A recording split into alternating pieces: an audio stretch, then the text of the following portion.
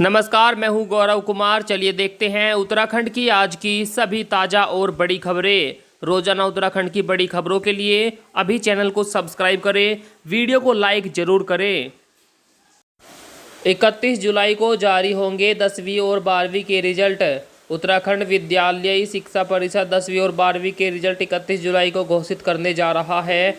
इस बार 10वीं और 12वीं दोनों के रिजल्ट एक दिन घोषित किए जाएंगे और कोई भी स्टूडेंट फेल नहीं होगा। वहीं कोई स्टूडेंट अपने परिणाम से संतुष्ट नहीं होगा तो उसे आवेदन करने का मौका दिया जाएगा। बता दें कि कोरोना के चलते एग्ज़ाम रद्द कर दिए गए थे। उत्तराखंड के इन जिलों में जारी अलर्ट। उत्तराखंड में भारी बारिश के चलते मौसम विभाग ने अलर्ट जारी कर दिया है। विभाग ने देहरादून, पिथौरागढ़, बागेश्वर, नैनीताल और पौड़ी में रेड अलर्ट जारी किया। वहीं यमुनोत्री हाईवे खनेड़ा पुल के पास मलबा और बोल्डर आने से बंद हो गया। इस दौरान सभी उप जिलाधिकारियों को अपने इलाके से आपदा प्रबंधन से जुड़ी तमाम जानकारियां लेने के साथ ही आपदा प्रबंधन विभाग को मुहैया कराने के लिए निर्देशित किया गया है। मुख्यमंत्री धामी ने लिए महत्वपूर्ण फैसले। आपको बता दें, उत्तराखंड में कैबिनेट की बैठक हुई जिसमें कुछ महत्वपूर्ण फैसले लिए गए हैं। फैसले कुछ इस प्रकार है। राज्य खाद्यान्न योजना के तहत फ्री राशन की योजना को मिली मंजूरी। वन भूमि की लीज से संबंधित नीति की लिपिकीय त्रुटि को ठीक करने की संस्तुति। उत्तराखंड श्रम सेवा नियमावली में संशोधन। मेडिकल कॉलेज हरिद्वार, पिथौरागढ़, रुद्रपुर के प्राचार्य अब खुद का वेतन, ऑफिस का खर्चा, पीए की सैलरी के लिए पैसा व्यक्तिगत हस्ताक्षर से ले सकेंगे।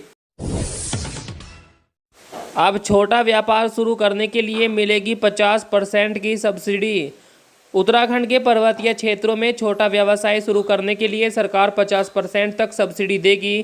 प्रदेश में मुख्यमंत्री स्वरोजगार अति सूक्ष्म योजना शुरू की जाएगी। व्यवसाय के लिए बैंक से 10,000 रुपये ऋण लेने पर 5,000 रुपये की सरकार की तरफ से सब्सिडी दी जाएगी।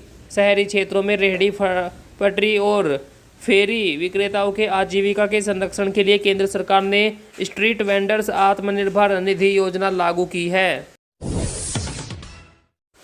उत्तराखंड में कोरोना की स्थिति पर डालते हैं संक्षेप में नज़र। बीते 24 घंटों के दौरान उत्तराखंड में 43 नए कोरोना मरीज सामने आए हैं। वहीं 2 लोगों की मौत हुई। वहीं 52 लोग ठीक भी हुए हैं। घटते मामलों के साथ अब एक्टिव केस 659 रह गए हैं। राज्य में अब तक कोविड-19 के 3,41,874 संक्रमित हो चुके हैं और 3,27,818 लोग ठीक हो चुके हैं। प्रदेश में अब तक 7,361 लोगों की मौत हो चुकी है। स्वास्थ्य विभाग के मुताबिक सोमवार पुलिस ने एक सेक्स रैकेट का किया खुलासा, 13 लोग गिरफ्तार। देहरादून में पुलिस ने देह व्यापार के एक बड़े मामले का खुलासा किया है। पुलिस ने इस मामले में 7 महिलाएं और 6 पुरुष सहित 13 लोगों को गिरफ्तार किया। पुलिस ने आरोपियों के पास से एक कार, 18 से अधिक फ़ोन, लैपटॉप और कई एटीएम कार्ड व नकद भी बरामद किया। पुलिस ने बताया कि ये लोग वेबसाइट के जरिए ऑनलाइन बुकिंग करते थे। इन लोगों ने अपना हेड ऑफिस बनाकर कई जिलों में काम कर रखा है।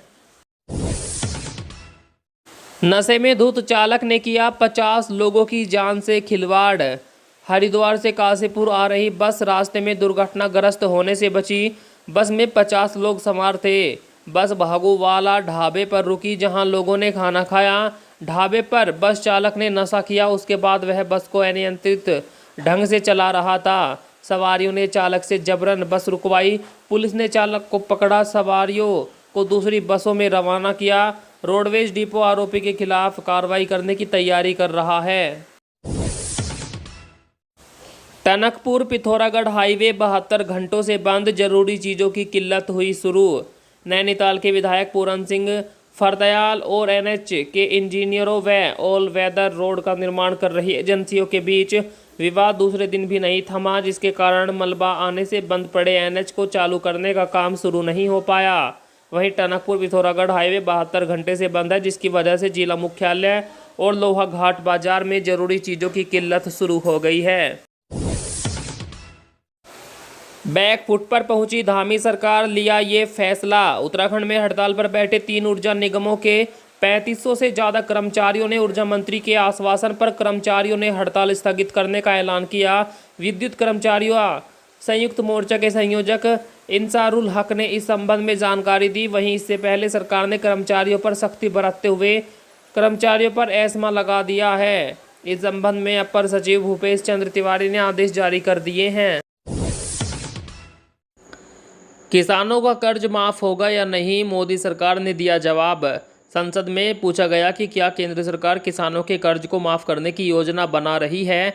इस पर वित्त राज्य मंत्री भागवत किशन राव कराड़ ने संसद को लिखित में जवाब दिया। उन्होंने बताया कि किसानों की कर्ज माफी को लेकर फिलहाल सरकार की कोई भी योजना नहीं है। नाबार्ड के आंकड़ों के मुताबिक देश के किसानों पर इस समय 16,08,000 करोड़ रुपए का कर्जा है। ऑक्सीजन की कमी से मौत नहीं, फजीहत के बाद केंद्र ने राज्यों से मांगा डेटा। कोरोना की दूसरी लहर में किसी की भी मौत ऑक्सीजन की कमी से नहीं हुई है। इस बयान से केंद्र सरकार की काफ़ी फजीहत हुई थी। अब केंद्र सरकार ने सभी राज्यों से ऑक्सीजन की कमी से होने वाली मौतों का आंकड़ा मांगा है। राज्यों से कहा गया है कि वह 13 अगस्त से पहले यह डेटा उपलब्ध कराए। हेल्थ मिनिस्ट्री के मुताबिक अब तक किसी भी राज्य ने यह डेटा नहीं दिया था कि उनके वहां ऑक्सीजन की कमी से कितनी मौतें हुई है। पुरकाजी बॉर्डर से 600 और हरिद्वार से 350 श्रद्धालुओं को लौटाया।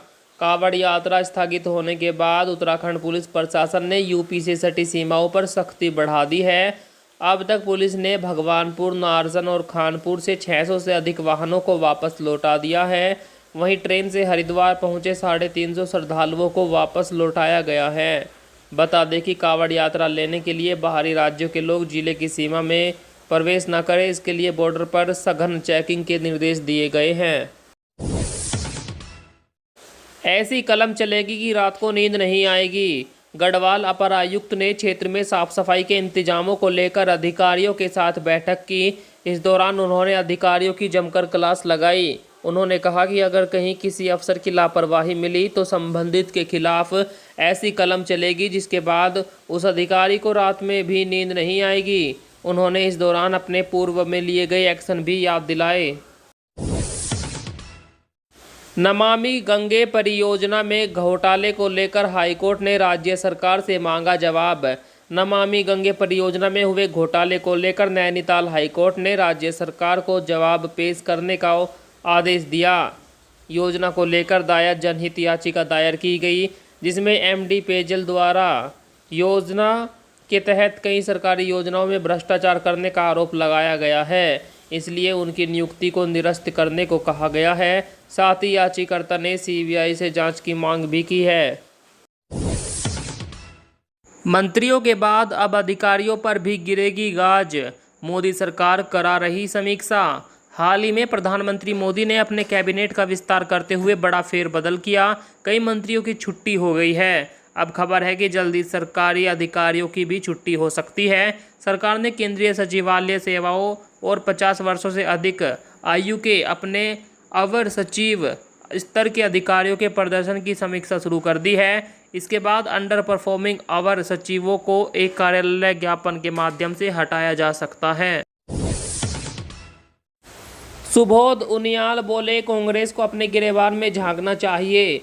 उत्तराखंड पुलिस में ग्रेड पे का मामला तूल पकड़ता जा रहा है। अब इस मामले का कांग्रेस नेता हरीश रावत द्वारा समर्थन करने के बाद सुबोध उनियाल ने तंज कसा है। उन्होंने कांग्रेस को अपने गिरेबान में झांकने की नसीहत दी। उन्होंने कहा, कांग्रेस आज पुलिसकर्मियों की नाराजगी का समर्थन कर रही है, लेकिन उससे पहले कांग्रेस को अपने गिरेबान में झांक लेना चाहिए। हरीश ने कांग्रेस प्रदेश अध्यक्ष की भगवान गणेश से की तुलना, दिखी गुटबाजी। कांग्रेस में नवनियुक्त पदाधिकारियों के स्वागत समारोह में गुटबाजी साफ देखने को मिली। कार्यक्रम के दौरान वरिष्ठ नेता हरीश रावत ने प्रदेश अध्यक्ष गणेश गोदियाल की तुलना भगवान गणेश से की। उन्होंने कहा, प्रदेश अध्यक्ष के तौर पर गणेश गोदियाल कांग्रेस के लिए भगवान गणेश सिद्ध होंगे।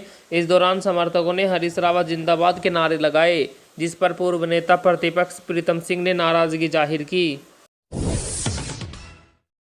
उत्तराखंड कैबिनेट ने लिए महत्वपूर्ण फैसले। आपको बता दें, पर्यटन विभाग के आर्थिक पैकेज में संशोधन किया गया। नैनीताल की नौकुचिया ताल, 7 ताल आदि के 539 वोट चालक को भी मिलेगी 10,000 की आर्थिक सहायता।